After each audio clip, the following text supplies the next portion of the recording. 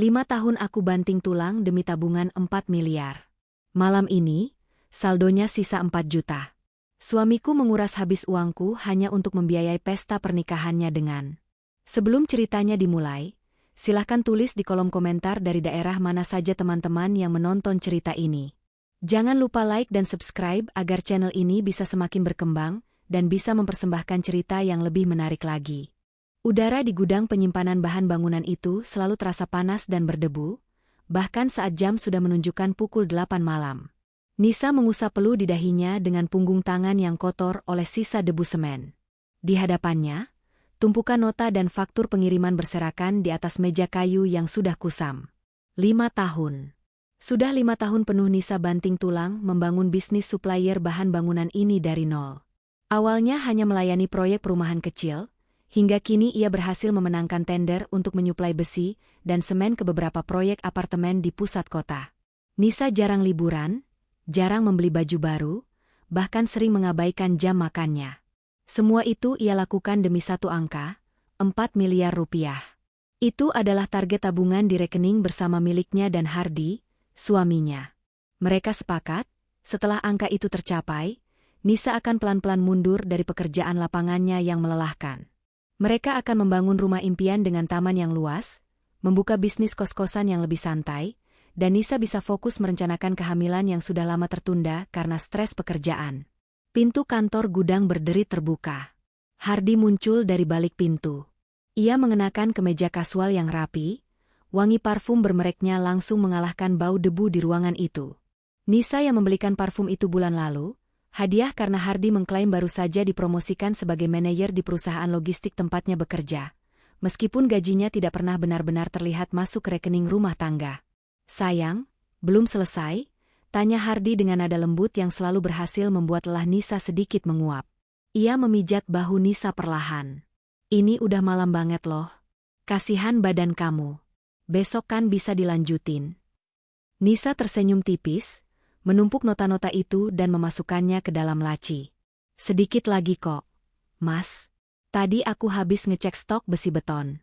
Bulan ini pemasukan kita lumayan banget.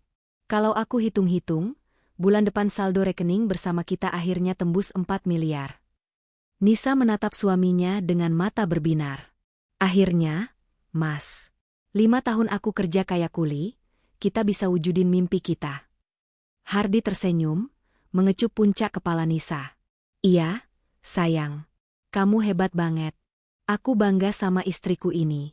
Makanya, sekarang kamu istirahat ya. Biar aku yang bersihin sisanya. Yuk, pulang. Malam itu, Nisa pulang dengan hati yang hangat.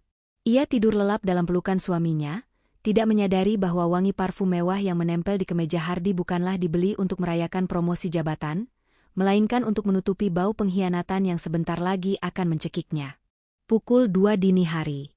Nisa terbangun karena tenggorokannya terasa sangat kering. Setelah mengambil minum di dapur, ia tidak bisa kembali tidur.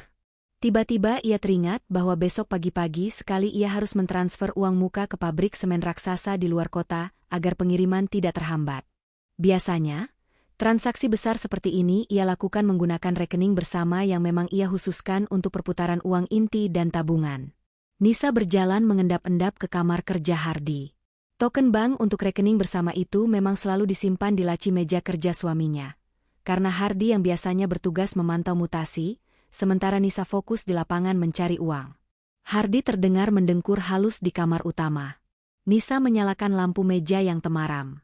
Ia membuka laci, mengambil token hitam kecil itu, lalu membuka laptopnya. Suara ketikan keyboard terdengar pelan di tengah keheningan malam saat Nisa memasukkan username dan password internet banking. Layar loading berputar selama beberapa detik. Detik-detik yang biasa saja, rutinitas yang sudah ratusan kali ia lakukan. Namun, ketika halaman utama terbuka dan angka saldo terpampang di layar, jantung Nisa seakan berhenti berdetak.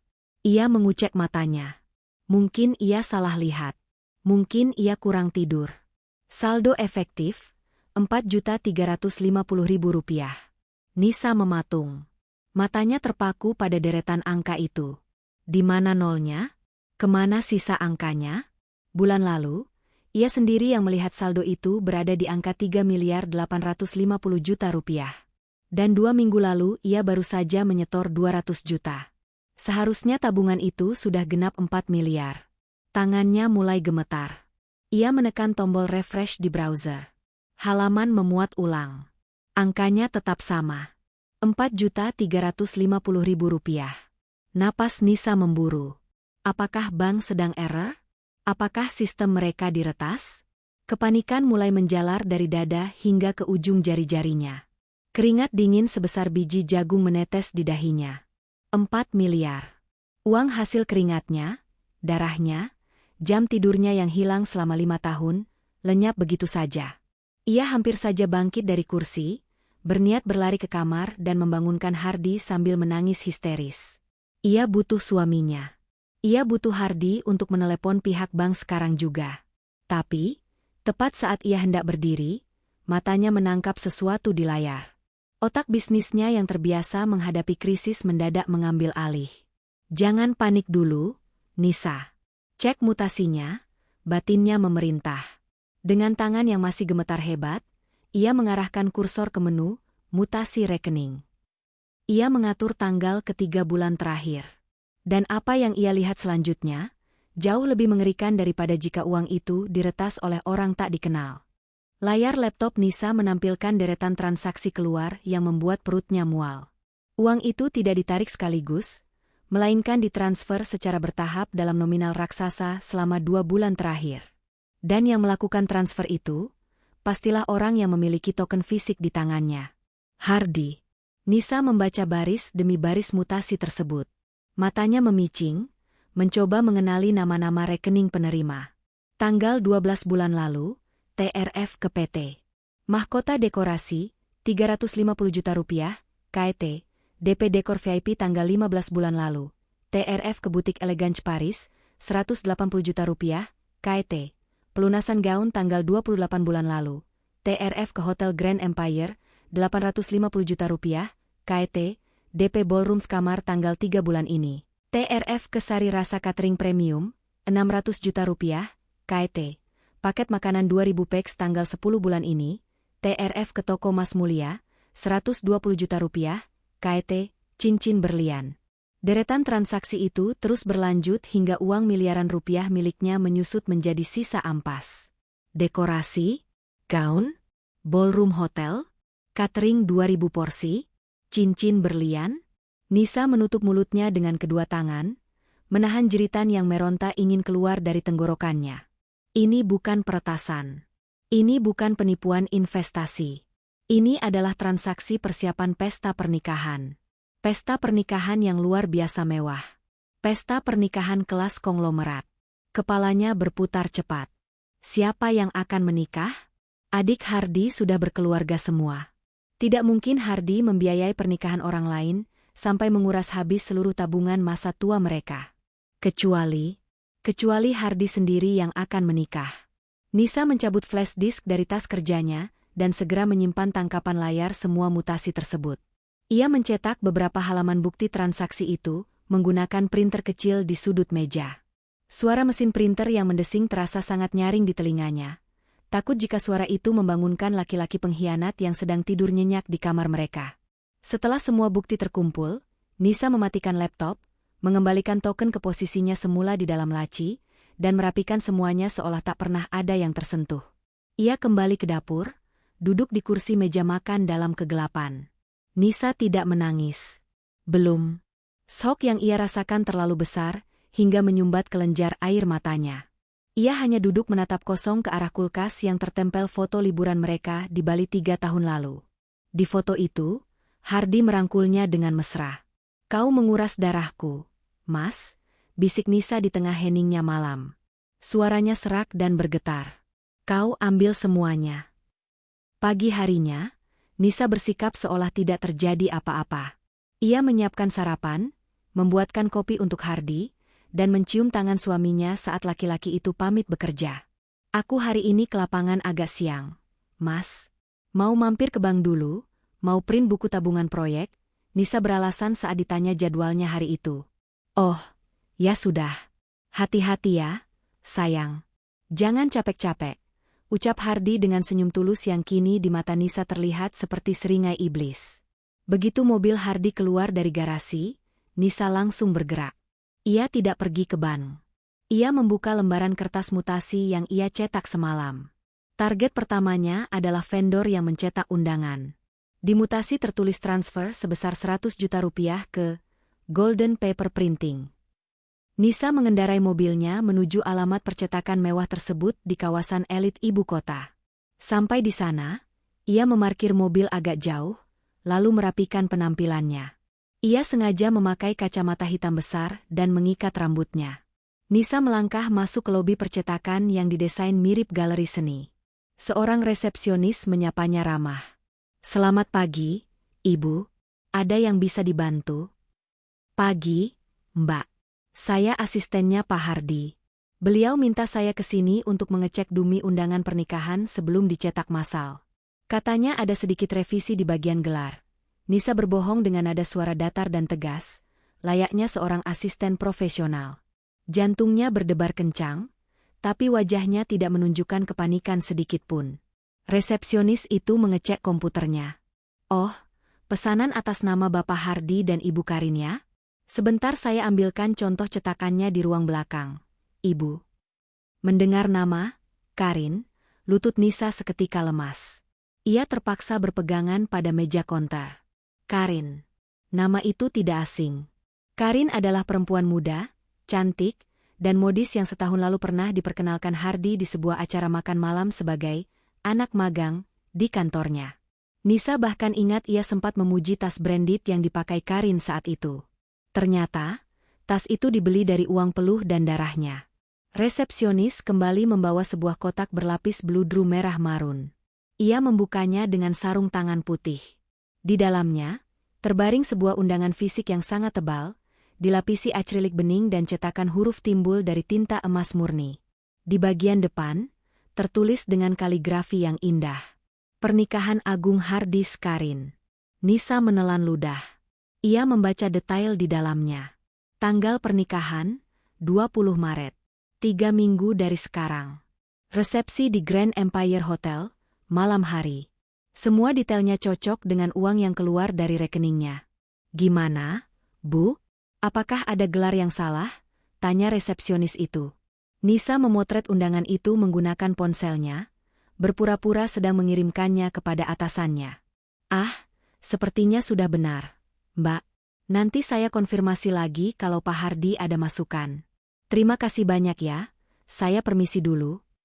Nisa berjalan keluar dari percetakan itu dengan langkah teratur. Tapi begitu pintu kaca tertutup di belakangnya, napasnya langsung tersengal. Ia berlari kecil menuju mobilnya. Begitu ia masuk ke dalam mobil dan menutup pintu rapat-rapat, pertahanannya runtuh seketika. Di dalam kabin mobil yang kedap suara, Nisa menjerit. Jeritan tertahan yang menyayat hati. Ia memukul setir mobil berkali-kali hingga tangannya memerah. Air mata yang sejak semalam tertahan kini, tumpah seperti bendungan jebol. Ia menangis untuk waktu yang dihabiskannya menghirup debu semen sementara suaminya berselingkuh di hotel mewah. Ia menangis untuk perutnya yang sering kelaparan di jalan, karena menghemat uang makan siang demi tabungan 4 miliar. Ia menangis untuk rahimnya yang ia tunda kehamilannya, agar bisa bekerja lebih keras. 4 miliar. Uang itu bukan sekadar angka. Itu adalah nyawanya. Itu adalah harga dari masa mudanya yang habis di jalanan dan gudang yang panas. Dan suaminya, laki-laki yang berjanji akan menjaganya seumur hidup, memberikan semua nyawa Nisa itu kepada seorang perempuan muda untuk sebuah pesta semalam. 1 jam Nisa menangis di dalam mobil di pinggir jalan raya yang bising. Matanya bengkak, napasnya tersengal, dan dadanya terasa sakit sekali. Namun perlahan, isakannya mereda. Nisa menatap dirinya sendiri di kaca spion tengah. Wajahnya kacau. Sisa air mata membasahi pipinya. Tapi di balik mata yang memerah itu, ada kilat yang perlahan berubah.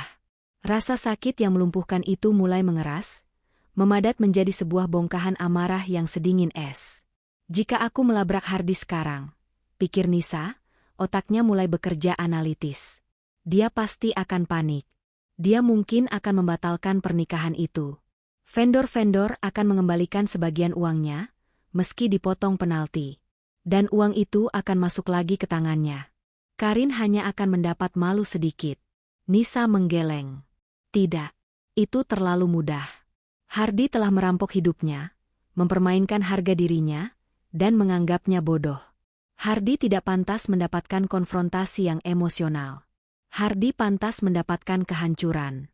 Nisa menyadari, membatalkan pernikahan itu bukanlah hukuman yang setimpal. Biarkan mereka menikah. Biarkan mereka memakai gaun mahal itu. Biarkan mereka mengundang semua teman elit Karin dan keluarga sombong Hardi ke hotel bintang 5 itu. Biarkan mereka merasa berada di puncak dunia. Karena tepat saat mereka berada di puncak tertinggi itulah, Nisa sendiri yang akan menendang mereka jatuh ke dasar jurang yang paling dalam. Nisa mengambil tisu basah dari laci dashboard. Ia menghapus sisa air mata dan maskaranya yang luntur. Ia merias wajahnya kembali, memoleskan lipstik merah matte ke bibirnya. Ia menatap pantulan dirinya sekali lagi. Bukan lagi Nisa sang istri yang kelelahan dan naif. Ia adalah Nisa sang pemilik uang yang sesungguhnya. Ia menyalakan mesin mobilnya. Silakan gelar karpet merahmu, Hardi, desis Nisa sambil menginjak pedal gas.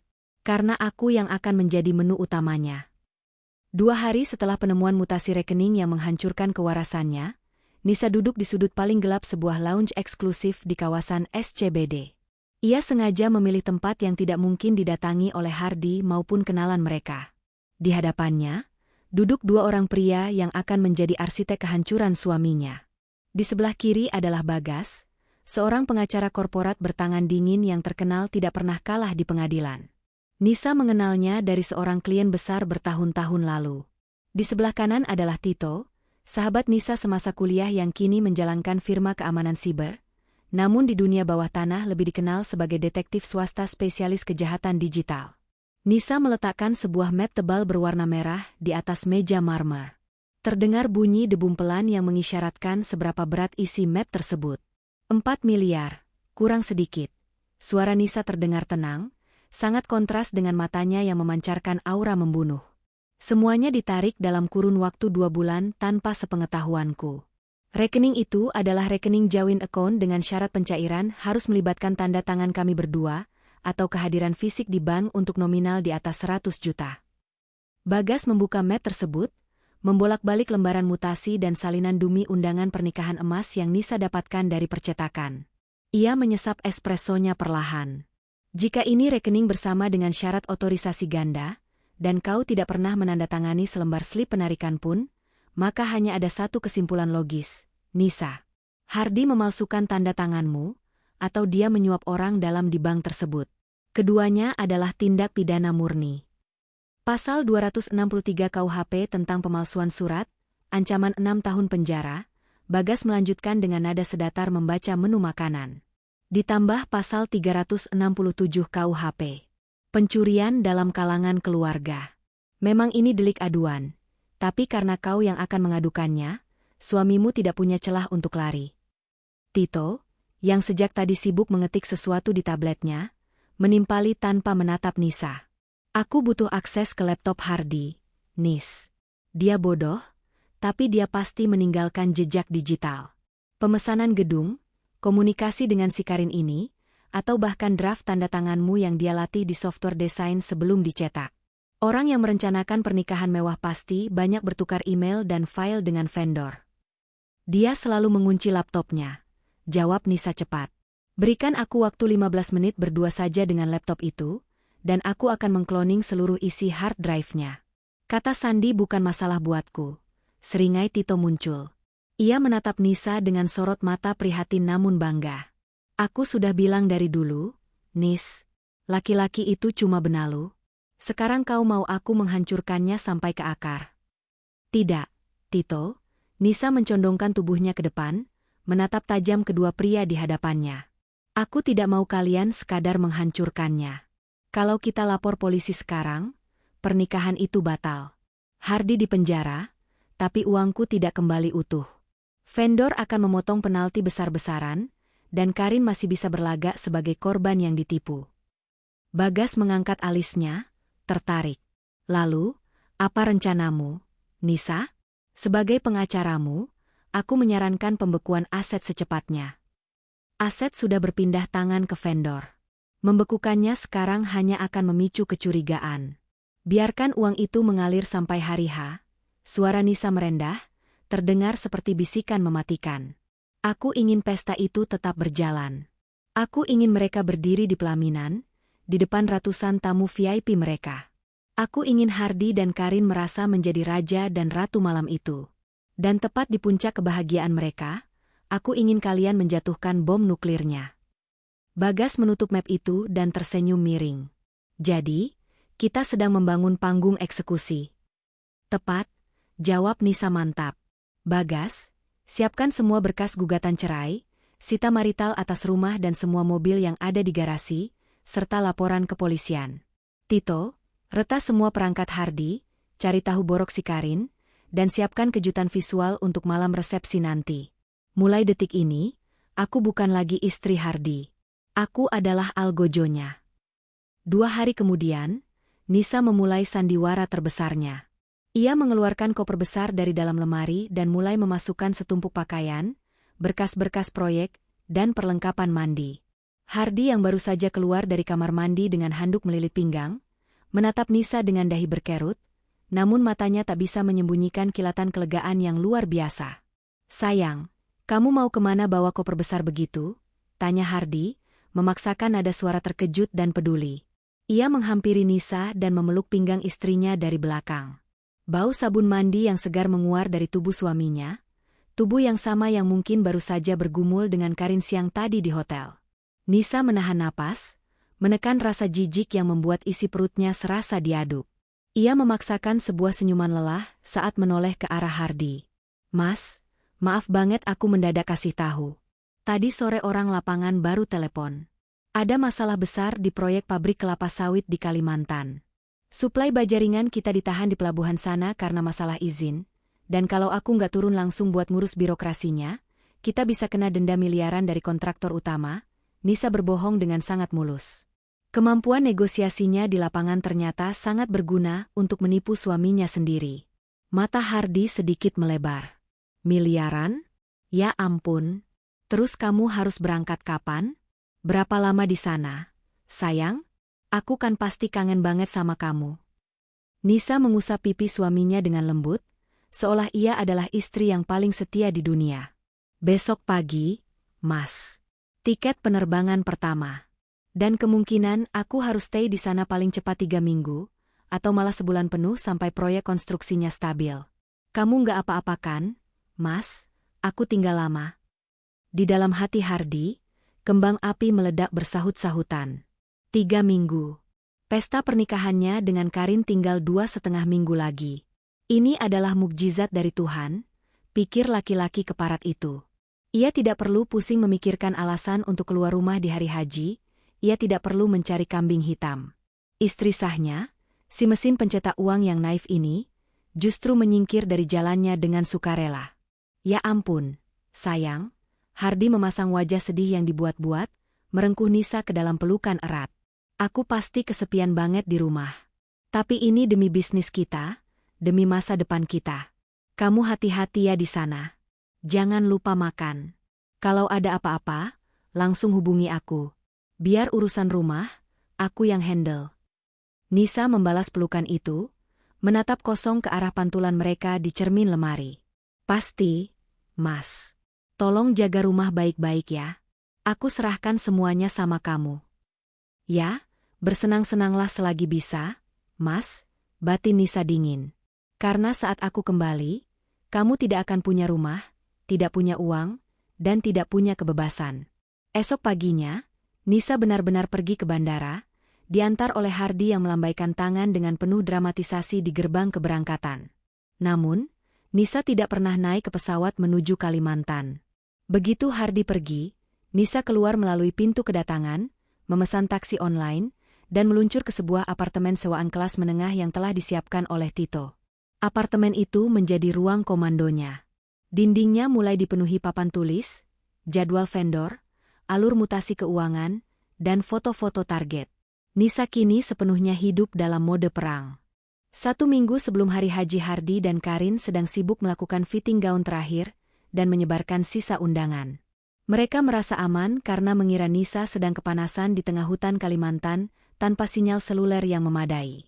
Sementara itu, Nisa, mengenakan setelan blazer elegan dan kacamata desainer yang memberinya aura intimidasi tingkat tinggi, melangkah masuk ke kantor pemasaran Sari Rasa Catering Premium. Ini adalah catering langganan para pejabat dan artis ibu kota. Manajer catering, seorang pria parubaya bernama Pak Anton, menyambut Nisa dengan bingung.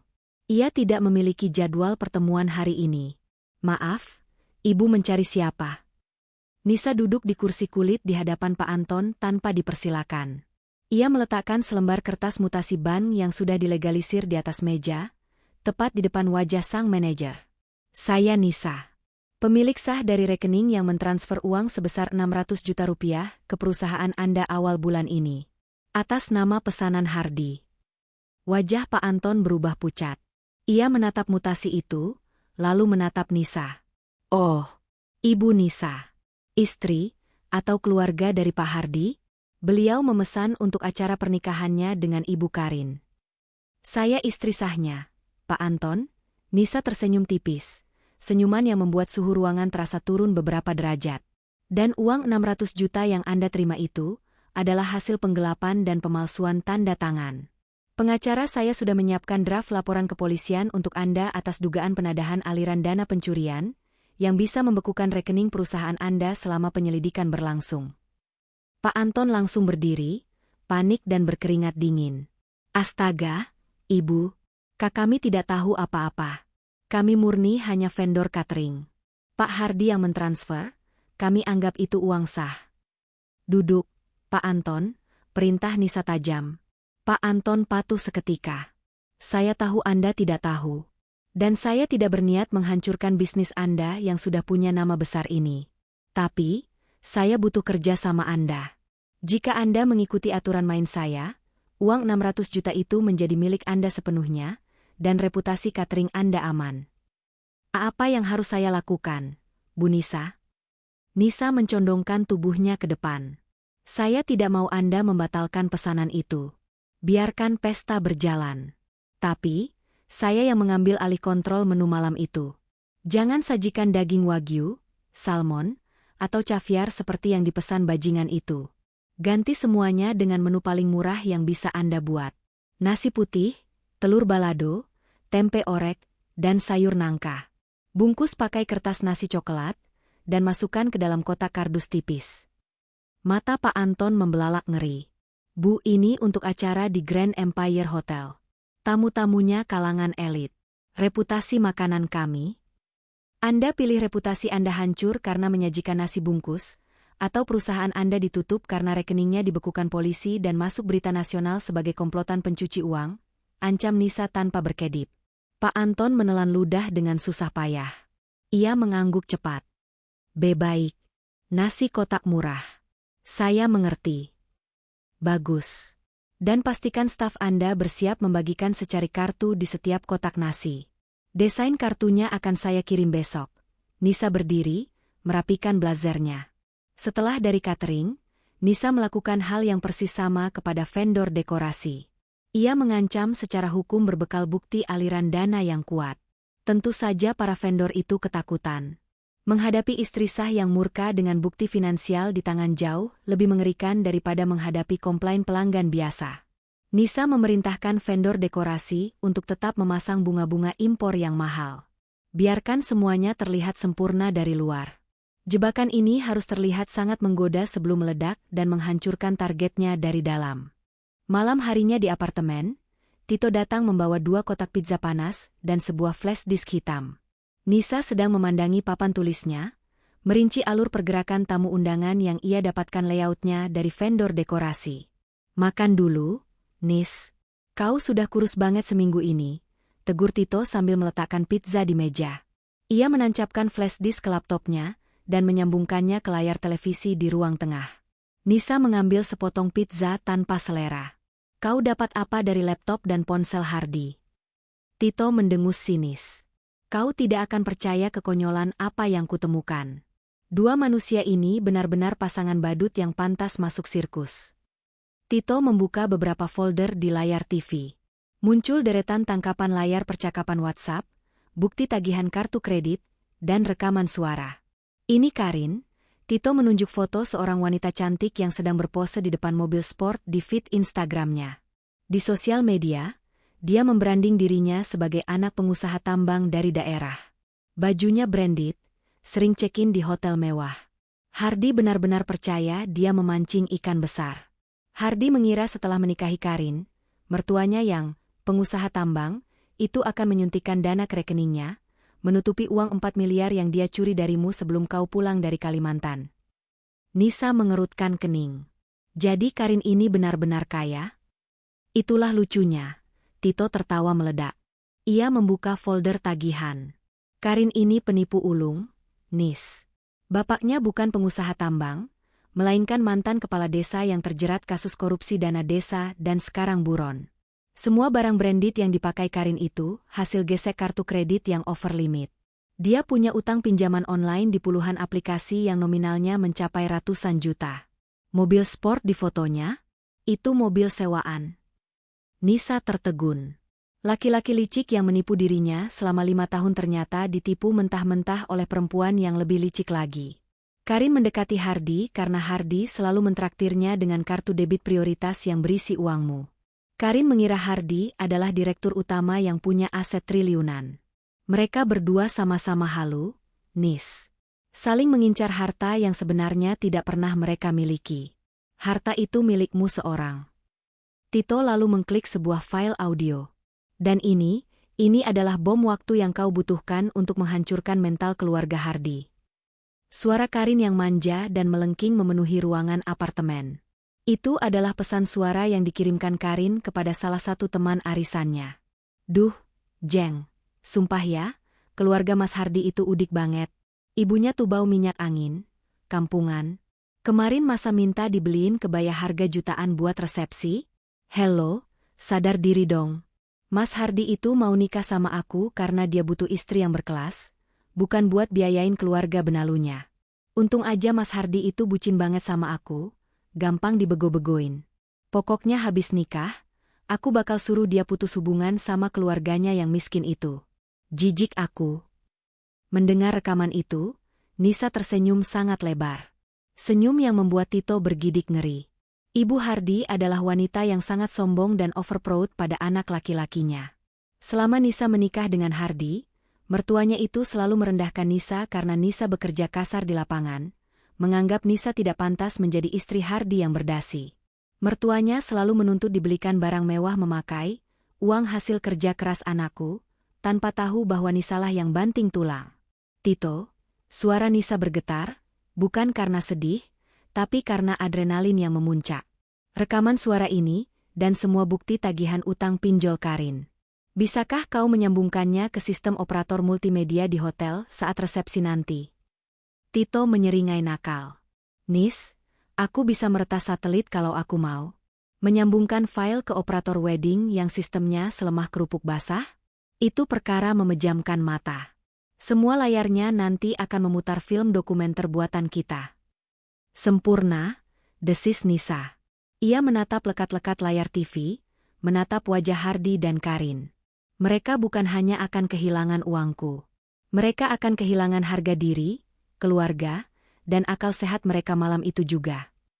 H2 Pernikahan. Udara Jakarta malam itu terasa lebih gerah dari biasanya, namun di dalam apartemen Nisa, suhunya sedingin lemari es. Bagas duduk di sofa ruang tengah, menyusun setumpuk dokumen legal yang baru saja ia ambil dari pengadilan dan kantor polisi. Surat perintah penyidikan, sprindik, sudah keluar dari kepolisian pagi ini. Lapor Bagas sambil menyerahkan salinan dokumen berstempel merah kepada Nisa. Penyidik dari unit kriminal khusus sudah memeriksa bukti dari bank. Ahli grafologi dari kepolisian juga sudah mengonfirmasi bahwa tanda tanganmu di slip pencairan deposito dipalsukan. Karena nominalnya fantastis, mencapai hampir 4 miliar, kepolisian menetapkan ini sebagai kasus prioritas. Bagas mengeluarkan satu dokumen lagi. Surat penetapan penyitaan dari pengadilan negeri. Gugatan cerai dan permohonan sita jaminan atas aset bersama sudah dikabulkan oleh hakim. Mulai besok pagi, rumah yang kalian tempati dan 3 mobil yang ada di garasi, secara hukum tidak bisa dialihkan, dijual, atau diagunkan oleh Hardy. Kau telah memenjarakan asetnya sebelum dia sempat bernapas. Nisa menatap dokumen-dokumen itu dengan perasaan lega yang aneh. Selama 5 tahun, kertas-kertas yang ia lihat hanyalah nota semen, faktur besi, dan tagihan truk ekspedisi. Kertas-kertas kotor itu telah merenggut masa mudanya. Kini, kertas-kertas bersih berstempel hukum inilah yang akan mengembalikan martabatnya. Lalu, bagaimana dengan penangkapannya? Tanya Nisa. Ia menuangkan air putih ke gelasnya yang berembun. Aku punya kenalan perwira di Polda. Karena kau pelapornya, dan kau kooperatif, mereka bersedia melakukan penangkapan secara dramatis. Sesuai permintaanmu, Bagas tersenyum tipis, mengagumi kekejaman kliennya. 4 orang penyidik berpakaian preman, ditambah 2 petugas berseragam, akan standby di loading dock Grand Empire Hotel mulai pukul 7 malam. Begitu kau memberikan sinyal, mereka akan masuk ke ballroom. Pastikan mereka membawa borgol yang paling berat, timpal Nisa datar. Bagas tertawa pelan. Tenang saja. Hardy tidak akan bisa menyangkal. Bukti digital yang Tito serahkan ke polisi membuat alibinya hancur lebur. Nisa berjalan menuju kamar tidur apartemennya. Di sana, tergantung sebuah manekuin yang mengenakan mahakarya sejati. Sebuah gaun malam berwarna merah darah, menyala, elegan, dengan potongan yang memperlihatkan lekuk tubuh Nisa yang selama ini tertutup oleh kemeja kebesaran dan debu proyek. Gaun itu dirancang khusus oleh desainer papan atas langganan Nisa zaman dulu, sebelum ia menikah dengan Hardy. Harga gaun itu bahkan menyamai harga gaun pengantin impor Karin, dibayar Nisa menggunakan sisa uang kas tunai dari bisnisnya. Jika Karin berencana tampil sebagai putri suci dengan gaun putihnya, maka Nisa akan datang sebagai dewi penghancur yang membakar seluruh kastil itu. Ia menyentuh kain sutra merah itu. Teksturnya lembut, namun menjanjikan luka yang mendalam bagi siapapun yang berani menatapnya malam nanti. Tito memanggil dari ruang tengah, menyela lamunan Nisa. Nis, aku baru saja menyadap akses CCTV real-time dari Grand Empire Hotel. Mereka sedang melakukan loading barang sekarang. Vendor dekorasi benar-benar memasang lampu kristal raksasa di tengah ruangan. Gila, ini pesta paling lebay yang pernah kulihat. Nisa berjalan keluar kamar, menatap layar laptop Tito yang menampilkan hiruk-pikuk ballroom hotel yang disulap menjadi taman bunga putih dan emas. Megah, mewah, dan dibiayai oleh keringatnya. Biarkan saja mereka bekerja, Tito, ucap Nisa, menyilangkan tangan di depan dada. Matanya menajam bak elang yang siap menukik mangsanya. Gedung itu akan menjadi penjara paling mewah yang pernah disewa Hardy dalam hidupnya. Besok adalah hari tenang. Waktu bagi Hardy dan Karin untuk berpuasa, melakukan perawatan spa, dan membayangkan malam pertama mereka di Presidential Suite. Dan waktu bagi Nisa, untuk memastikan jarum jam bom waktu ini berdetak dengan presisi yang mematikan. H1. Hitung mundur menuju neraka telah dimulai. Tanggal 20 Maret akhirnya tiba. Malam itu, Grand Ballroom Hotel Grand Empire benar-benar disulap menjadi replika surga dunia. Ribuan tangkai mawar putih impor dari Ekuador merambat dari pilar-pilar pualam hingga ke langit-langit, memancarkan aroma wangi yang memabukkan. Ratusan lampu kristal chandelier memantulkan cahaya keemasan yang membuat ruangan itu berkilau bak istana. Di sudut ruangan, sebuah string quartet memainkan melodi klasik yang mendayu-dayu, menyambut para tamu VIP yang datang dengan mobil-mobil mewah. Hardy berdiri di atas pelaminan dengan dada membusung. Ia mengenakan setelan tuxedo hitam pesanan khusus rancangan desainer ternama, dipadukan dengan dasi kupu-kupu sutra dan jam tangan yang mengkilap. Malam ini, ia merasa menjadi raja sungguhan. Sesekali ia merapikan kerahnya yang sebenarnya sudah sempurna, tersenyum bangga melihat antrean tamu yang mengular untuk menyalaminya. Di kepalanya, rencananya berjalan tanpa cacat. Nisa pasti sedang kepanasan mengurus besi tua di pedalaman Kalimantan, sementara ia di sini, menikmati hasil keringat istrinya itu. Di sebelahnya, Karin tampak seperti seorang ratu dari negeri dongeng. Gaun putih berekor panjangnya bertaburan ribuan kristal Swarovski yang menyilaukan mata setiap kali ia bergerak. Mahkota kecil bertahtakan berlian, yang dibeli memakai sisa deposito Nisa, bertengger manis di kepalanya. Karin terus memamerkan senyum paling lebarnya, terutama saat teman-teman sosialitanya yang berlomba-lomba memegang tas branded naik ke pelaminan. Karin, ya ampun, gaun lo gorgeous banget. Suami lo beneran sultan ya ternyata, bisik salah satu teman Karin yang datang memakai gaun backless. Karin tertawa renyah, menutup mulutnya dengan anggun. Ah, biasa aja kok. Mas Hardi emang gitu orangnya, nggak mau yang setengah-setengah kalau buat aku. Nanti kalian cobain caviar sama daging wagyunya ya, kita pesen khusus dari chef bintang Michelin. Di sisi lain pelaminan, Ibunda Hardi, Bu Nining, tampil tak kalah mencolok. Ia memakai kebaya merah menyala lengkap dengan sanggul besar dan perhiasan emas yang menumpuk di leher dan pergelangan tangannya.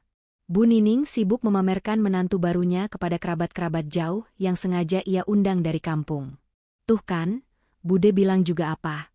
Hardi itu memang pantasnya dapat perempuan berkelas kayak Nak Karin ini. Nggak kayak istri pertamanya yang dekil itu, kerjanya cuma ngurusin semen sama pasir. Bau keringat terus. Malu-maluin kalau diajak ke acara keluarga. Kalau Nak Karin ini kan anak pengusaha besar, konglomerat, pamer Bu Nining dengan suara lantang, sengaja agar tamu lain mendengarnya. Semua tampak sempurna. Sebuah ilusi kemewahan yang dibangun di atas kebohongan dan air mata orang lain.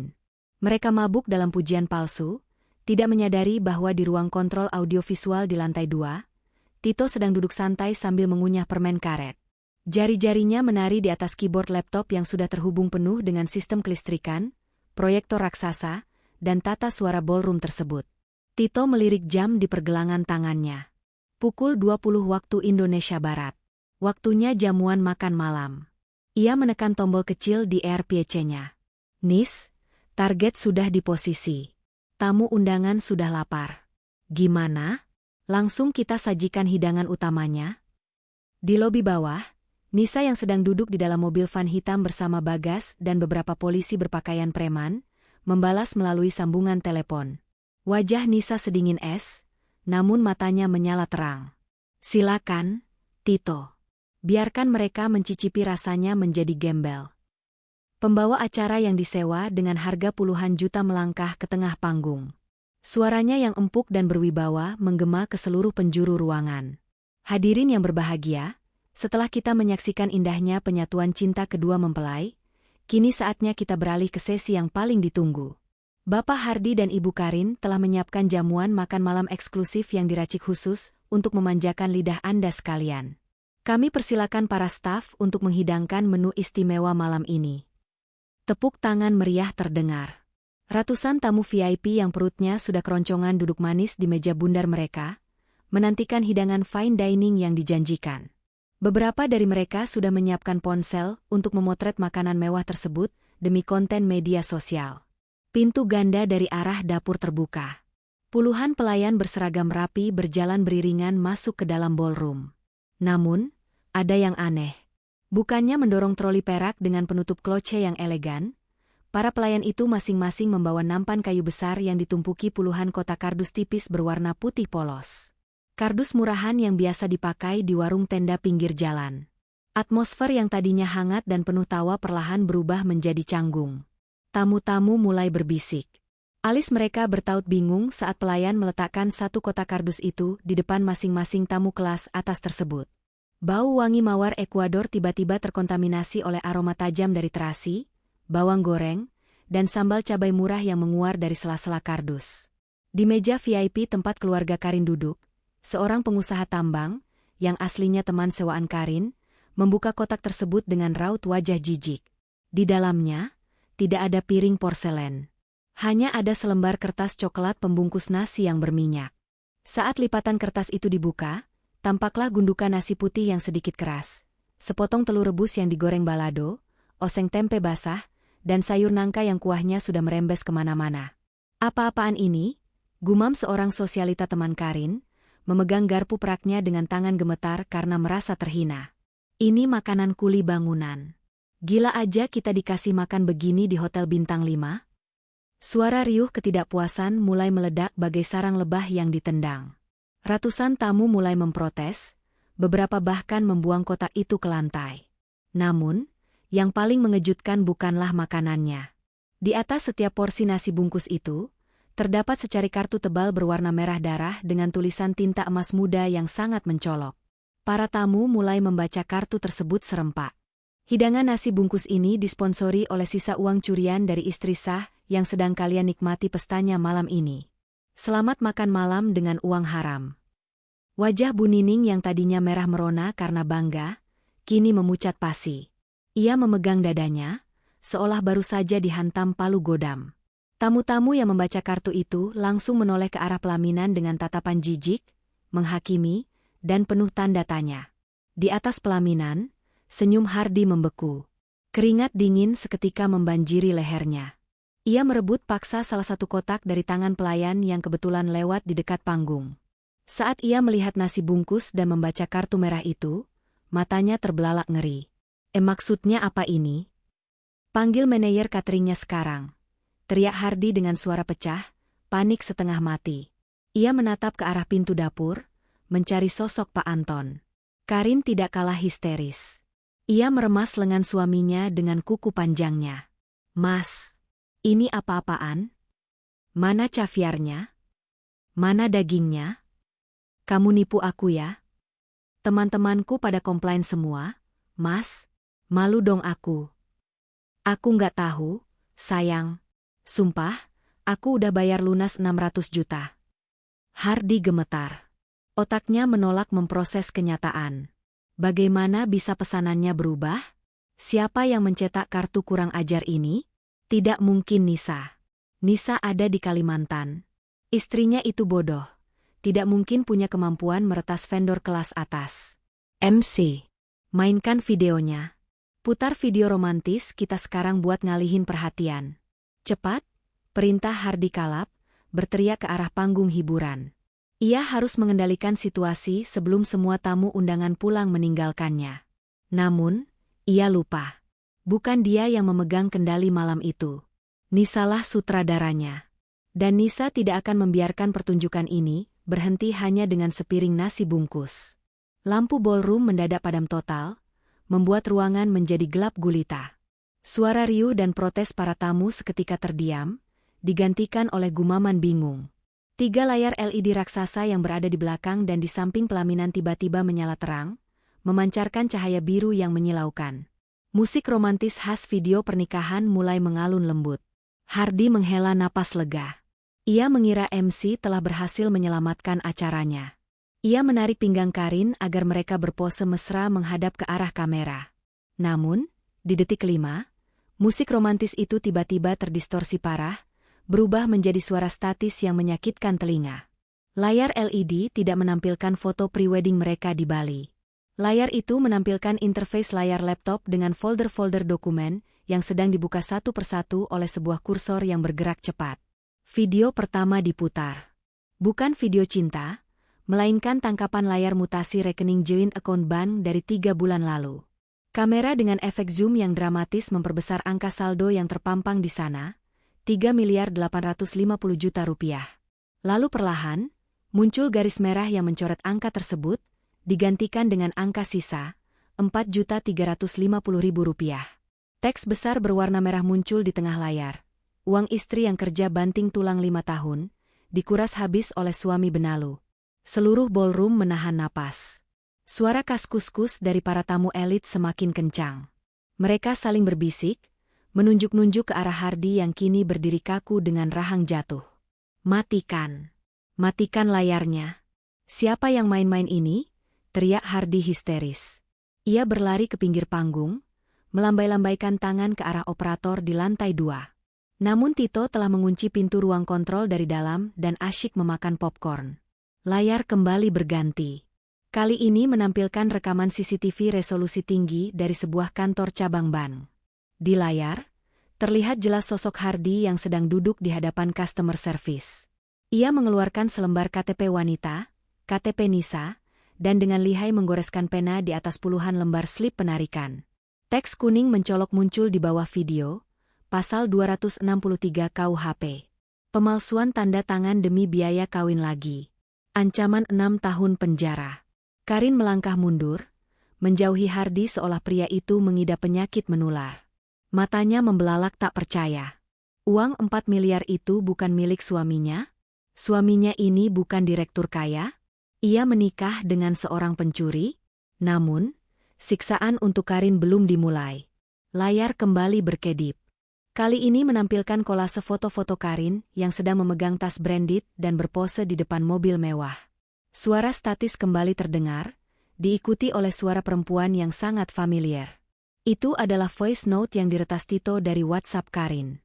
Suaranya menggema lantang dari puluhan speaker raksasa di setiap sudut ballroom, memastikan tidak ada satupun telinga yang terlewat.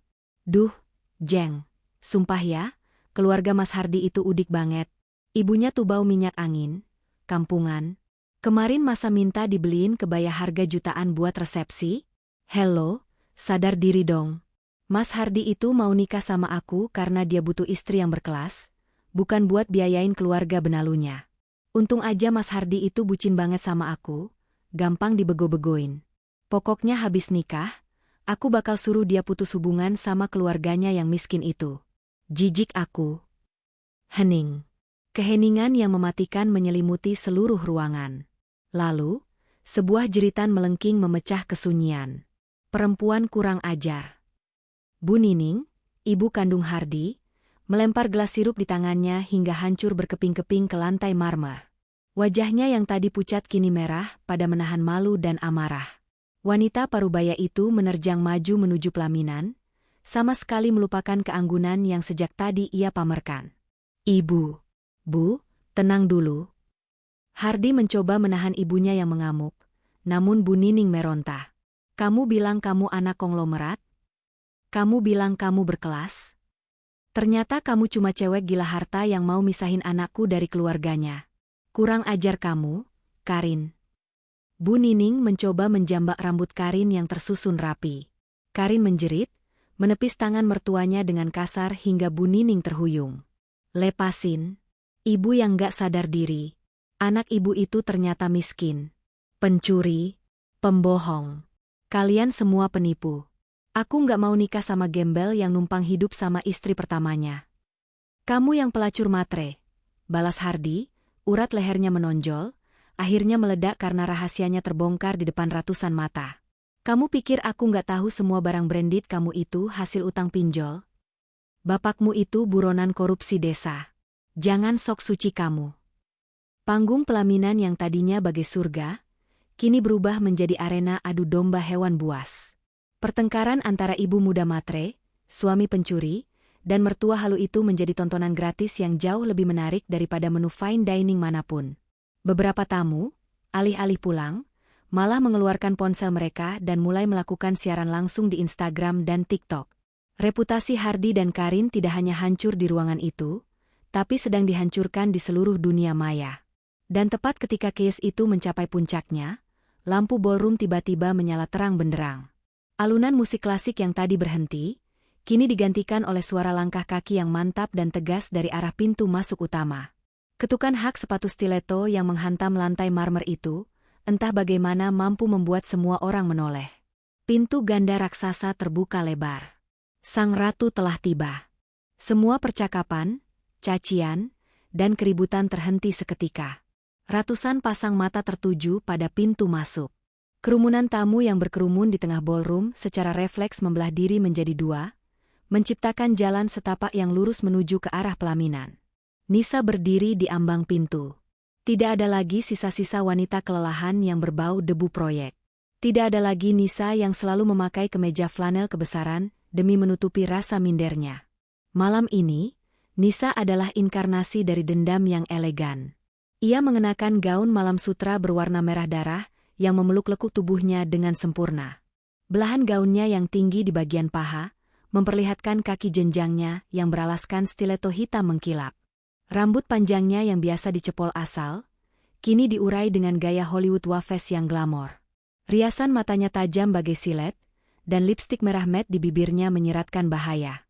Ia tidak berjalan sendiri.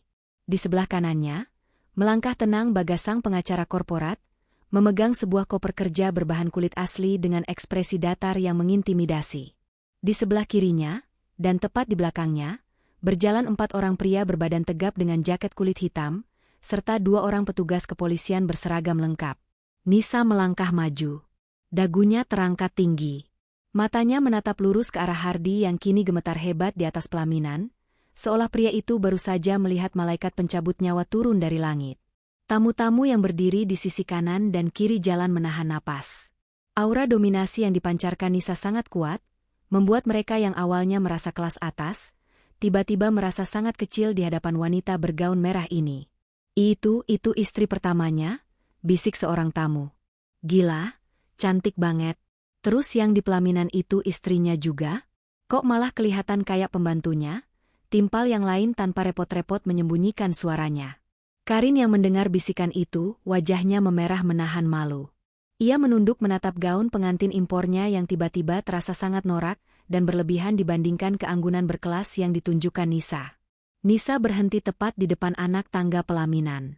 Ia melipat tangannya di dada, menatap 3 manusia menyedihkan yang berantakan di atas panggung itu.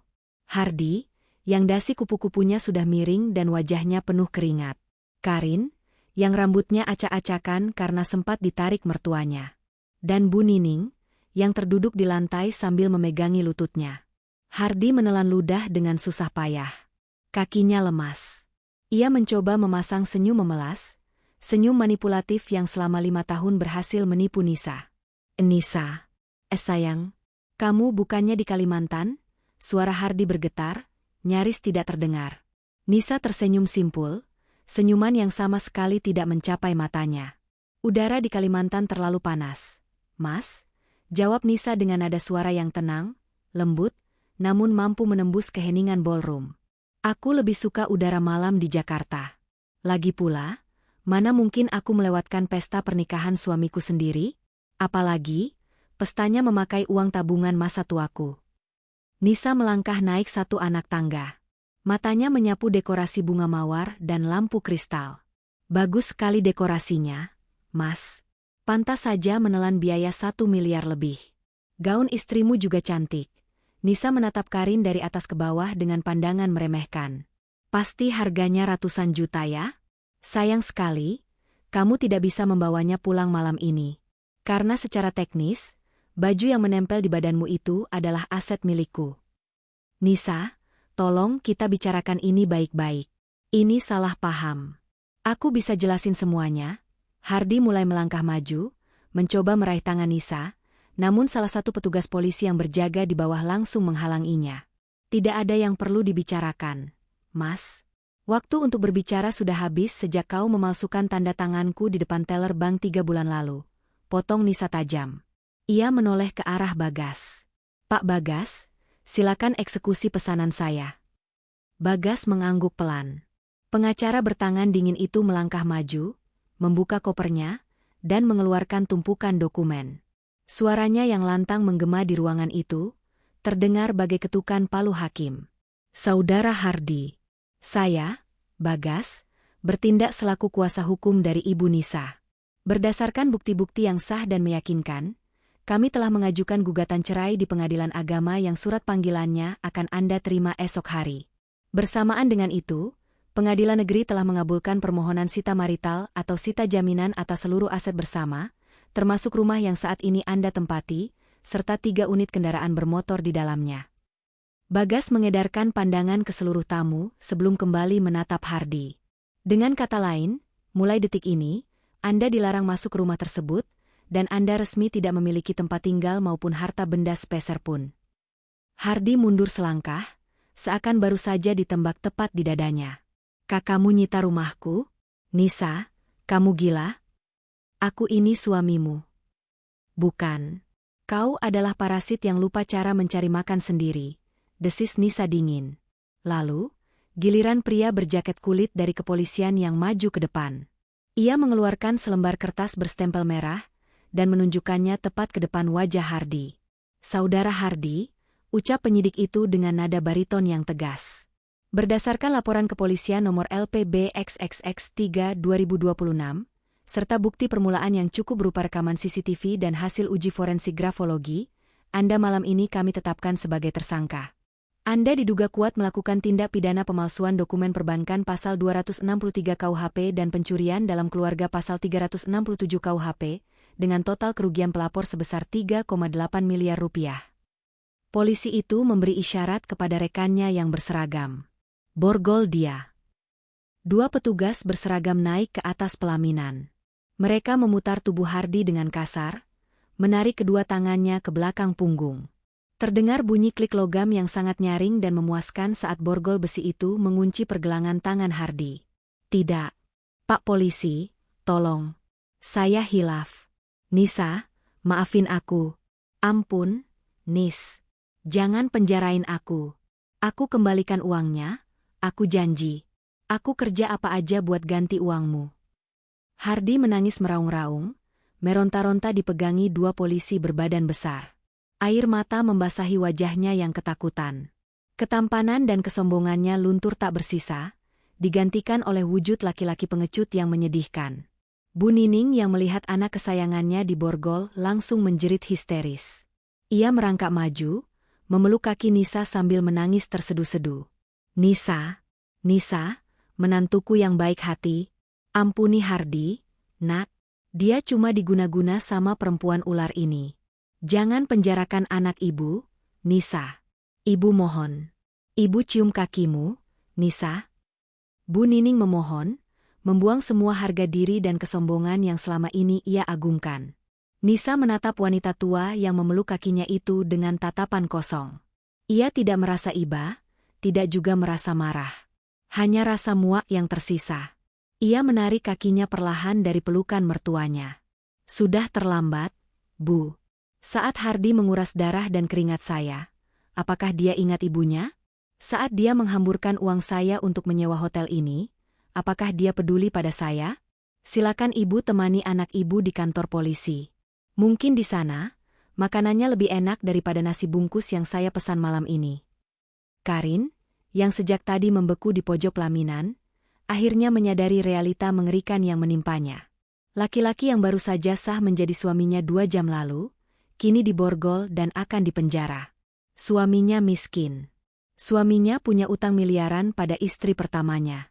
Dan yang terburuk, rahasia utang pinjol dan ayahnya yang buronan koruptor, telah disebarluaskan di depan seluruh teman elit dan media sosial. Aku minta cerai. Aku nggak mau nikah sama Napi. Aku nggak tahu apa-apa. Uang 4 miliar itu cuma dia yang pakai, aku nggak ikut campur. Karin berteriak histeris, berusaha mencuci tangan. Ia berlari turun dari panggung, mencoba melarikan diri dari ballroom itu secepat mungkin untuk menghindari kamera ponsel para tamu. Namun langkah Karin terhenti di tengah karpet merah. Beberapa pria berjas rapi yang merupakan perwakilan dari vendor dekorasi dan hotel, yang diam-diam telah diinstruksikan oleh Bagas, mencegatnya. Maaf, Ibu Karin, ucap perwakilan hotel dengan tegas. Karena rekening Pak Hardi telah dibekukan oleh kepolisian, cek giro yang diberikan kepada kami untuk pelunasan gedung ini bunch alias kosong.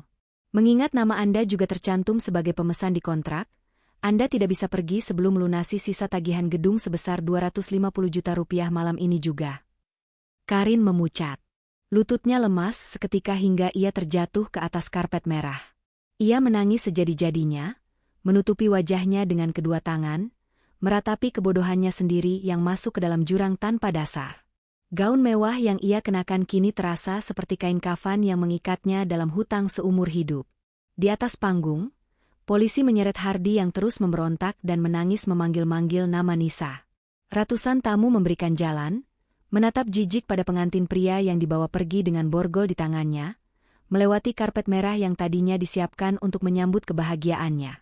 Nisa berdiri mematung di dekat panggung, menatap punggung suaminya yang menjauh menuju kegelapan malam. Udara di dalam dada Nisa yang selama 5 tahun ini terasa sesak, perlahan-lahan mulai terurai. Beban berat yang menghancurkan hatinya telah ia balaskan dengan tuntas. Bagas berjalan menghampiri Nisa. Pengacara itu tersenyum simpul. Pertunjukan yang luar biasa, Bu Nisa. Anda puas? Nisa menarik napas panjang, menghirup aroma wangi mawar yang perlahan mengalahkan bau keringat dan ketakutan di ruangan itu. Ia merapikan rambutnya, lalu membalas senyuman Bagas. Senyum pertama yang benar-benar tulus sejak 2 minggu terakhir. Sangat puas, Pak Bagas. Pesta pernikahannya sangat berkesan, ucap Nisa lembut. Ia memutar tubuhnya, membelakangi pelaminan yang hancur berantakan, menatap sisa-sisa tamu yang masih terpaku dalam keterkejutan. Tolong hubungi panti asuhan terdekat besok pagi. Nisa memberikan instruksi terakhirnya sebelum melangkah pergi. Semua mawar putih dan dekorasi ini sudah saya lunasi. Bongkar semuanya, dan bagikan ke panti-panti. Sayang kalau barang mahal dibiarkan membusuk di tempat kotor seperti ini. Dengan langkah anggun dan ritmis, Nisa berjalan keluar dari ballroom Grand Empire Hotel. Gaun merahnya menyapu lantai, meninggalkan Karin yang meraung ditagih hutang, dan Bu Nining yang pingsan di atas panggung. Dendam telah dibayar lunas, dengan bunga yang jauh melampaui 4 miliar rupiah. Malam itu, bukan hanya uangnya yang kembali, tapi Nisa telah merebut kembali sesuatu yang jauh lebih berharga. Nyawanya, kebebasannya, dan harga dirinya. 3 hari setelah malam resepsi yang menggemparkan ibu kota, Nisa melangkah masuk ke ruang besuk tahanan di markas kepolisian daerah. Udara di ruangan itu pengap, bercampur bau keringat, asap rokok, dan disinfektan murah yang menusuk hidung. Nisa duduk di kursi besi yang dingin. Ia mengenakan setelan kerja berwarna navy yang rapi, rambutnya diikat rapi, dan aroma parfumnya yang elegan seolah menciptakan perisai tak kasat mata dari kekumuhan tempat itu. Di seberang meja kaca tebal, pintu besi terbuka. Seorang penjaga menggiring seorang pria berkaus oranye cerah dengan rambut berantakan. Nisa hampir tidak mengenali suaminya. Hardy, yang biasanya selalu klimis, wangi, dan mengenakan kemeja disetrika licin, kini tampak layaknya gelandangan. Kantung matanya hitam legam, rahangnya ditumbuhi jambang kasar yang tidak terurus, dan bahunya merosot turun. Keangkuhannya telah menguap tanpa sisa. Saat Hardy melihat Nisa, matanya langsung berkaca-kaca. Ia meraih gagang telepon interkom dengan tangan gemetar. Nisa mengangkat gagang di sisinya dengan santai. "Nisa, sayang." Suara Hardy serak dan bergetar hebat di seberang sana. Air mata langsung membanjiri pipinya yang kotor. "Terima kasih. Terima kasih kamu mau datang. Aku tahu kamu masih peduli sama aku. Nis, tolong aku. Di sini dingin banget. Makanan mereka nggak bisa ditelan. Teman satu selku mukulin aku tiap malam karena tahu kasusku nyuri uang istri. Nis, cabut laporannya ya. Aku mohon." Nisa menatap mata suaminya tanpa berkedip. Tidak ada sebersit pun rasa iba di hatinya. Pemandangan laki-laki yang menangis memohon ampun ini dulunya mungkin akan mengiris hatinya. Tapi sekarang, rasanya sama datarnya dengan melihat tayangan iklan sabun cuci di televisi. "Aku datang bukan karena peduli, Mas. Aku datang untuk mengantar dokumen," jawab Nisa dengan suara tenang yang mematikan. Ia memberi isyarat kepada Bagas yang berdiri siaga di belakangnya. Bagas melangkah maju dan menyelipkan sebuah map tebal berwarna kuning melalui celah sempit di bawah kaca pembatas. Hardy menunduk, melihat tulisan di bagian depan map tersebut. Surat gugatan cerai dan tuntutan ganti rugi aset. "Nis, apa ini?" Hardy mendongak, panik. "Jangan cerain aku, Nis. Sumpah demi Tuhan, aku diguna-guna sama si Karin. Dia yang maksa aku buat bikin pesta mewah. Dia yang nyuruh aku ngambil uang tabungan kita. Aku hilaf. Sayang, otakku dicuci sama perempuan iblis itu. Berhenti menyalahkan ilmu hitam untuk menutupi kebodohan dan keserakahanmu sendiri. Mas," Nisa tersenyum sinis. "Kamu memalsukan tanda tanganku di bank dengan sadar. Kamu memesan gedung dan mentransfer uang ke berbagai vendor dengan sadar. Kamu memakai jas mewah di pelaminan sambil tersenyum bangga, juga dengan sadar. Tidak ada yang mencuci otakmu. Kamu memang pada dasarnya adalah benalu." Hardy memukul kaca pembatas dengan lemah. "Nis, aku janji bakal kerja keras. Aku bakal balikin uang 4 miliar itu utuh ke kamu. Tapi tolong, jangan ambil rumah kita. Ibu mau tinggal di mana kalau rumah disita? Dia sampai sakit-sakitan sekarang mikirin aku di penjara." "Rumah kita?" Alis Nisa terangkat satu. "Itu rumah yang dibeli dari uang bisnisku. Kamu hanya menumpang nama di sertifikatnya, karena saat itu aku terlalu percaya padamu. Pengadilan sudah mengabulkan sita jaminan. Besok, rumah itu akan disegel, beserta semua mobil sport cicilanmu itu. Ibumu? Biarkan dia belajar hidup miskin lagi. Bukankah selama ini dia selalu membanggakan anak laki-lakinya yang kaya raya? Biarkan dia menikmati hasil didikan pongahnya. Hardi terisak keras, menempelkan dahinya ke kaca. Kamu kejam banget, Nis. Kamu benar-benar mau ngancurin hidupku sampai nggak bersisa. Nisa mencondongkan tubuhnya mendekati kaca. Matanya berkilat tajam menembus jiwa suaminya. Aku bekerja siang malam menghirup debu selama 5 tahun, mengorbankan masa mudaku, rahimku, kesehatanku, demi masa depan kita. Dan kamu menguras seluruh darahku untuk membiayai perempuan lain, hanya dalam waktu 2 bulan. Kekejamanku hari ini, Mas, belum ada seujung kuku dari pengkhianatanmu. Nisa meletakkan gagang interkom kembali ke tempatnya. Ia berdiri, merapikan blazernya, dan menatap Hardi untuk terakhir kalinya. Bukan tatapan perpisahan yang manis, melainkan tatapan seorang pemenang yang melihat lawannya hancur berkeping-keping.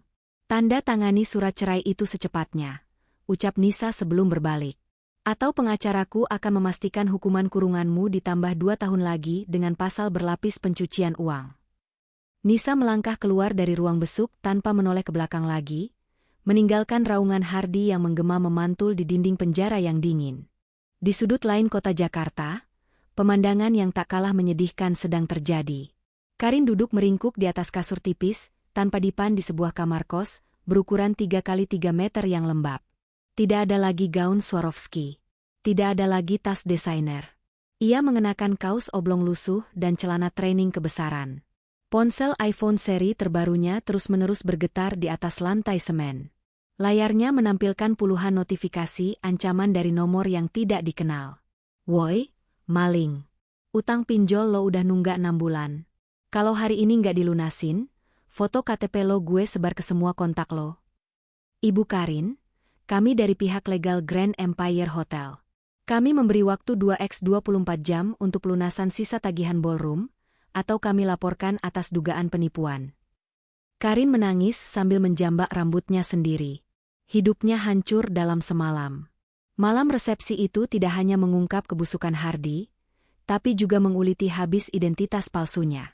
Teman-teman sosialitanya langsung memblokir nomornya. Beberapa brand yang sempat endorse kepadanya menuntut ganti rugi karena merasa ditipu. Lebih parah lagi, ayah kandungnya yang menjadi buronan korupsi kini beritanya kembali viral akibat kehebohan pesta pernikahannya yang direkam oleh tamu dan masuk ke akun-akun gosip besar di media sosial. Netizen dengan cepat menguliti latar belakang keluarga Karin hingga ke akar-akarnya. Suara gedoran kasar tiba-tiba menghantam pintu kosnya. Karin, buka pintunya. Gue tahu lo di dalam. Bayar utang lo sekarang atau gue dobrak. Itu suara debt collector dari salah satu aplikasi pinjaman online ilegal yang pernah ia gunakan untuk membeli tiket liburan ke Eropa tahun lalu demi konten Instagram. Karin membekap mulutnya sendiri agar suara isakannya tidak terdengar. Tubuhnya gemetar hebat. Ia tidak punya uang sepeser pun. Kartu ATM-nya yang selama ini diisi oleh Hardi sudah diblokir total oleh bank atas permintaan kepolisian. Ia terkurung. Terperangkap dalam jaring laba-laba kebohongannya sendiri.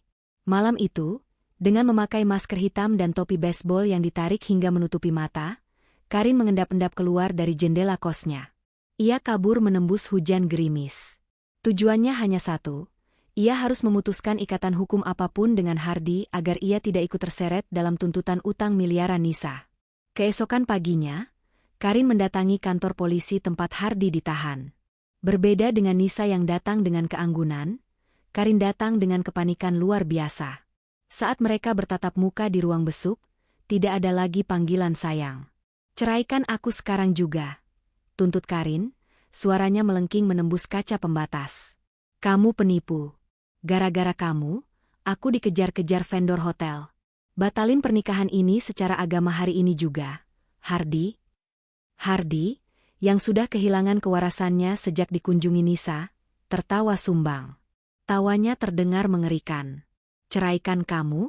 Enak saja. Kita ini suami istri, Karin. Dalam susah dan senang. Kamu yang minta pesta mewah di hotel bintang 5 kan? Kamu yang maksa pesen catering 2000 porsi? Ya kamu bayar sendiri utangnya. Jangan lari. Kamu yang janjiin aku kemewahan, bajingan. Kamu bilang kamu direktur. Ternyata kamu cuma parasit miskin yang nyolong uang bini tua. Maki Karin kalap, urat lehernya menonjol. Bapakku lagi diincar polisi gara-gara pestamu itu viral. Hidupku hancur gara-gara kamu. Dan hidupku hancur gara-gara kamu, pelacur matre. Balas Hardi tak kalah buas, menggedor kaca dengan kepalan tangannya hingga berdarah. Kamu pikir aku mau masuk penjara kalau bukan karena nurutin gengsimu? Kita hancur sama-sama, Karin. Aku nggak bakal pernah talak kamu. Biar namamu busuk terus berstatus istri narapidana. Karin menjerit frustrasi. Ia menyadari bahwa Hardi tidak akan melepaskannya begitu saja. Pria itu ingin menariknya jatuh bersama ke dasar neraka. Tidak ada jalan keluar. Tikus-tikus ini kini saling menggigit dalam kapal yang sudah karam. Proses hukum berjalan dengan sangat cepat dan presisi. Ketidakhadiran fisik Hardi di pengadilan agama, karena statusnya sebagai tahanan, membuat sidang perceraian diputus dengan cara versteg. Bagas menunjukkan kelasnya sebagai pengacara elit. Di depan majelis hakim, ia membeberkan semua bukti transfer, rekaman CCTV, dan surat penetapan tersangka dari kepolisian. Ia membuktikan bahwa uang yang dihamburkan Hardi adalah 100% harta bawaan dan hasil keringat tunggal Nisa, tanpa ada sepeser pun kontribusi dari Hardi. Hakim mengetukkan palunya. To. Mengabulkan gugatan penggugat seluruhnya.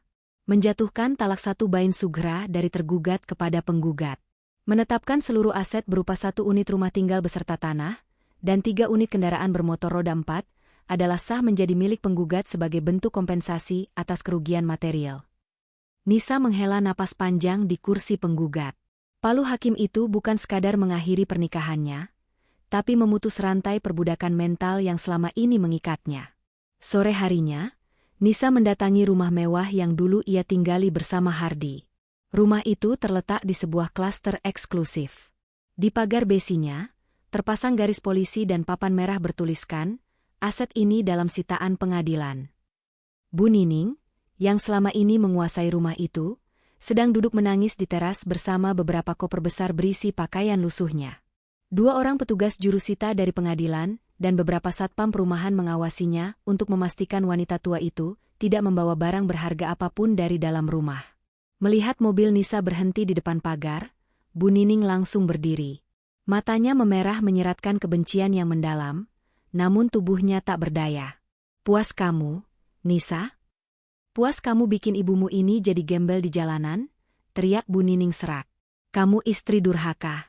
Harta itu titipan Tuhan, nggak dibawa mati. Tega kamu ngusir mertuamu sendiri. Nisa tidak turun dari mobilnya. Ia hanya menurunkan kaca jendelanya setengah. Matanya menatap datar wanita parubaya yang dulu sering menghinanya bau matahari itu. Tuhan menitipkan harta itu ke tangan saya karena saya bekerja keras, Bu. Bukan karena saya mencurinya dari istri orang, jawab Nisa tenang. Silakan ibu pulang ke kampung. Setidaknya di sana udaranya lebih bersih daripada harus menanggung malu di ibu kota karena punya anak narapidana. Nisa menaikkan kembali kaca jendelanya, mengabaikan sumpah serapah Bu Nining yang ditujukan padanya. Ia memasukkan gigi mobilnya dan melaju menjauh. Tidak ada setetes air mata pun yang jatuh. Ia telah membuang seluruh kelemahannya bersama sisa-sisa kenangan di rumah itu. 1 bulan berlalu sejak putusan pengadilan. Nisa duduk di balik meja kerja kayu jati yang kokoh di kantor barunya. Kantor ini jauh lebih bersih, lebih terang, dan lebih profesional daripada gudang berdebu tempatnya biasa menghitung nota semen. Ia telah merestrukturisasi bisnisnya. Ia merekrut manajer operasional yang kompeten untuk mengurus lapangan, sementara ia fokus pada strategi ekspansi dari kursi direktur. Pintu ruangannya diketuk. Tito masuk membawa 2 cangkir kopi susu dingin, dan meletakkannya di atas meja Nisa. Lapor, Bu Bos. Tito menyeringai lebar, mengambil posisi duduk santai di sofa. Lelang aset sudah closing semua kemarin sore. Nisa menutup map laporannya dan mengambil cangkir kopi. Berapa total yang berhasil kita selamatkan? Tito membuka tabletnya. Rumah di klaster itu terjual cepat seharga 2,4 miliar. 3 mobil sport milik si Benalu itu kita lepas ke showroom kenalanku dengan harga sedikit di bawah pasar biar cepat cair. Totalnya dapat 800 juta. Ditambah sisa uang tunai yang ada di rekening Hardi sebelum kita bekukan, sekitar 100 juta. Tito menghitung cepat. Totalnya 3,3 miliar, Nis.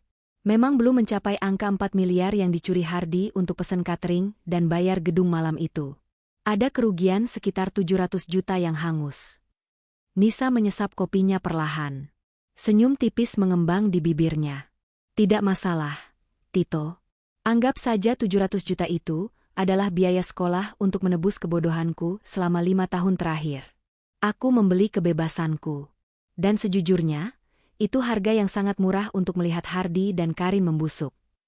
Nisa memutar kursinya, menatap ke arah jendela kaca besar yang memperlihatkan hiruk-pikuk kota Jakarta di bawah sana. Uang 3,3 miliar itu sudah kumasukkan ke deposito berjangka atas namaku sendiri, dan sebagian kecil kuputar untuk modal pembukaan cabang perusahaan distributor baja ringan di 2 kota baru. Bulan depan, keuntungannya sudah bisa menutup kerugian 700 juta itu. Tito menggeleng-gelengkan kepalanya kagum. Mental baja. Benar-benar mental baja. Ngomong-ngomong soal membusuk, kau mau dengar update terbaru tentang 2 badut sirkus itu? Nisa menoleh, sedikit tertarik. Ceritakan. Hardi baru saja divonis bersalah di pengadilan negeri atas kasus pemalsuan dokumen dan penggelapan. Mengingat kerugian yang fantastis, hakim menjatuhkan hukuman 5 tahun penjara tanpa potongan remisi. Dia sekarang dipindahkan ke lapas umum, selnya digabung dengan pelaku kriminal jalanan. Kudengar dari temanku yang sipir di sana, Hardi tiap hari disuruh nyuciin baju napi-napi senior buat jatah makan siang. Nisa tidak berekspresi, namun ada kelegaan yang luar biasa di dadanya. Lalu, si Tuan Putri Karin? Tanya Nisa. Tito tertawa sinis. Oh, ini yang paling epik. Karin mencoba kabur keluar kota seminggu yang lalu. Tapi sial baginya, karena beritanya viral, polisi yang sedang memburu bapaknya langsung menjadikannya target operasi. Ayahnya tertangkap di sebuah rumah persembunyian, dan Karin diringkus bersamaan karena terbukti ikut menikmati aliran dana korupsi dana desa bapaknya untuk gaya hidup mewahnya. Sekarang, perempuan itu memakai baju oranye yang sama dengan Hardi, di rutan wanita. Menunggu sidang untuk kasus pencucian uang. Karma memang bekerja dengan caranya sendiri yang sangat puitis. Hardi mencuri uang untuk hidup mewah bersama Karin. Karin menipu Hardi untuk kabur dari utangnya. Kini, keduanya bersatu kembali dalam bingkai yang sama. Dinginnya lantai penjara dan hancurnya reputasi seumur hidup. Mereka mendapatkan apa yang mereka tabur, ucap Nisa tenang. Tutup semua pantauan tentang mereka, Tito. Tugasku sebagai algojo sudah selesai. Aku tidak peduli lagi apakah mereka hidup atau mati. Tahun berganti dengan cepat. Angin malam musim kemarau menyapu lembut balkon lantai 10 sebuah penthouse mewah di jantung ibu kota. Nisa berdiri di dekat pagar kaca, menikmati kelap-kelip lampu gedung pencakar langit yang membentang tanpa batas. Ia mengenakan gaun tidur berbahan sutra berwarna champagne yang elegan. Di tangan kanannya, ia memegang segelas jus jeruk dingin, sementara tangan kirinya bertumpu santai di pagar pembatas.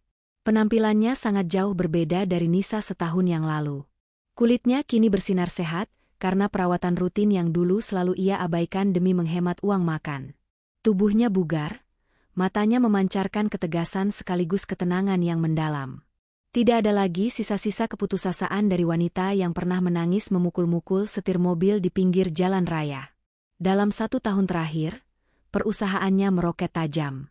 Setelah melepaskan diri dari beban emosional dan finansial bernama suami parasit, energi Nisa sepenuhnya tersalurkan pada ekspansi bisnis. Ia memenangkan tender suplai bahan baku untuk proyek infrastruktur pemerintah skala nasional. Rekeningnya kini tidak lagi hanya berisi 4 miliar, tapi telah berlipat ganda jauh melebihi impian masa lalunya. Di sisi lain dunia, di dalam sel tahanan berukuran kecil yang lembab, Hardi sedang meringkuk di atas dipan beton yang keras. Ia menatap kosong ke arah tembok berlumut, menyesali detik demi detik hidupnya, membayangkan kemewahan yang seharusnya bisa ia nikmati andai saja ia tidak serakah dan mengkhianati istri yang begitu tulus. Sementara itu, Karin harus mengepel lantai koridor rutan setiap pagi, kulit halusnya kini kasar, rambutnya rontok karena stres menghadapi tuntutan penjara belasan tahun atas kasus korupsi ayahnya. Kehidupan telah menempatkan semua orang pada porsi keadilannya masing-masing. Nisa menyesap jus jeruknya, merasakan sensasi dingin dan segar mengalir di kerongkongannya. Ia menatap ke atas, ke arah langit malam yang tak berbintang akibat polusi cahaya Jakarta. Dulu, ia pernah berpikir bahwa duniaku akan kiamat jika kehilangan uang tabungan yang ia kumpulkan dengan darah dan air mata.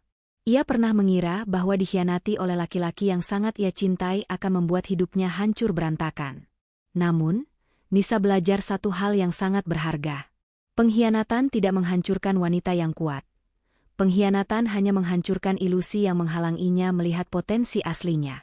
Hardi dan Karin mengira mereka telah mengambil semua yang dimiliki Nisa. Mereka lupa bahwa selama ini, Nisalah yang membangun kerajaannya sendiri dari nol. Tanpa raja palsu di sisinya, ratu ini justru menguasai seluruh papan catur. Nisa tersenyum, meletakkan gelasnya di atas meja kecil, dan berbalik melangkah masuk ke dalam kamar penthouse-nya yang hangat dan nyaman. Besok pagi, ada rapat pemegang saham yang harus ia pimpin. Masa lalunya telah mati dan terkubur bersama puing-puing pesta pernikahan palsu itu. Kini, yang tersisa hanyalah masa depan yang sepenuhnya berada dalam genggamannya. Dan Nisa tidak akan pernah melepaskannya lagi.